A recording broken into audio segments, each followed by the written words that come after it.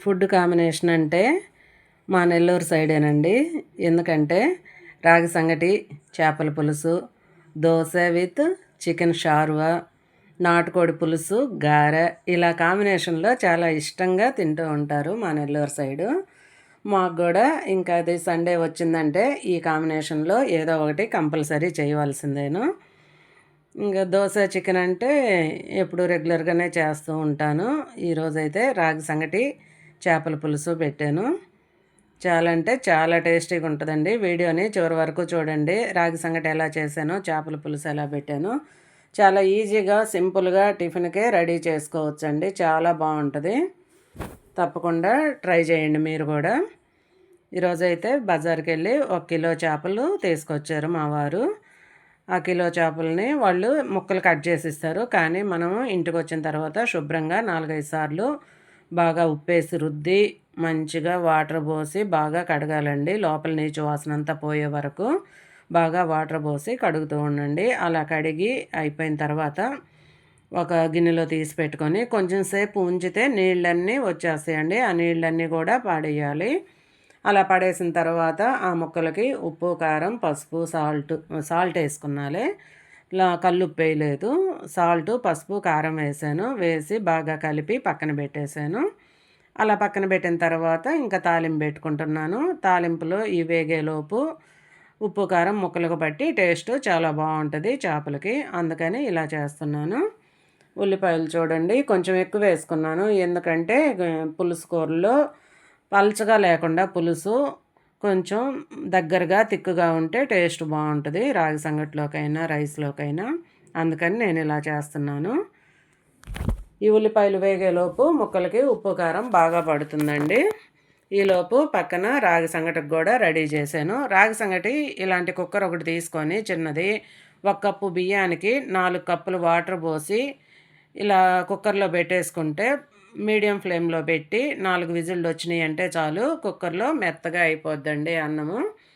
ఇంకా మనం నూకలు అవేం వాడబలేదు. మామూలుగా అన్నానికి వండుకునే రైసే ఇలా గనక పెట్టేస్తే మెత్తగా అయిపోద్ది. తర్వాత కుక్కర్ చల్లారిన తర్వాత మూత తీసేసి ఆ అన్నాన్ని బాగా మెదిపి ఇంకా రాగి పిండిని 1 కప్పు బియ్యానికి 1 కప్పు రాగి పిండి తీసుకున్నాను. దాన్ని కూడా మొత్తం నీళ్ళల్లో కలిపి పెట్టుకున్నాను. ఇలా అన్నం చల్లారిన తర్వాత ఇది కలిపేసి ఇంకా మళ్ళీ గ్యాస్ ముట్టించి మీడియం ఫ్లేమ్లో లేదు సిమ్లో పెట్టేసి సారీ అండి కొంచెం బ్రేక్ అయింది వాయిస్. సిమ్లో పెట్టేసి ఇంక బాగా కలిపేసి ఒక 5 నిమిషాలు సిమ్లోనే కలుపుతూ ఉండండి. బాగా కలిసిపోయి రాగి పిండి కూడా బాగా ఉడికి చాలా టేస్టీగా ఉంటుందండి ఇలా చేస్తే రాగి సంగటి. ఎవరైనా ఇంతకుముందు మన వీడియో ఉంది, ఎవరైనా చూడని వాళ్ళు ఉంటే చూడండి. దీంట్లో మామూలుగా నేను చేసేదే చూపిస్తున్నాను కానీ క్లియర్గా చూపించలేదు. క్లియర్గా కావాలనుకుంటే మళ్ళీ ఒకసారి కామెంట్ చేయండి. మళ్ళీ విడిగా రాగి సంగటి సపరేట్గా చూపిస్తాను. చాలా టేస్టీగా చాలా బాగుంటుందండి. ఇలా కలుపుతూ ఉండి సిమ్లో పెట్టేస్తే ఇంకా అది మగ్గుతూ ఉంటుంది. నాకు ఒక సైడ్ అయితే ఇంకా ఉల్లిపాయలు ఏగుతున్నాయి కదా, ఉల్లిపాయలు బాగా మెత్తబడిన తర్వాత ఉల్లిపాయలు మెత్తబడుతున్నాయండి. మెత్తబడేలోపు నేను చింతపండు నానబెట్టుకున్నాను. చింతపండు నానబెట్టి అది రసం తీసి పక్కన పెట్టేసుకున్నాను. ఈలోపు ఉల్లిపాయలు మెత్తబడిన తర్వాత ఇంకా ఈ చింతపండు పులుసు పోసుకోవటమేనండి.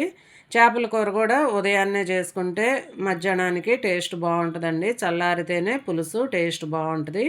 నేను ఉదయం టిఫిన్కైనా సరే ఉదయాన్నే చేసేస్తాను. ముందు కూర చేసి అక్కడ పెట్టేస్తే మనకి ఇంకా రాగి సంగటి అయ్యి మొత్తం చల్లారేలోపు మనం తినేదానికి బాగుంటుంది. అందుకని చెప్పి నేను ఉదయాన్నే చేసేస్తాను.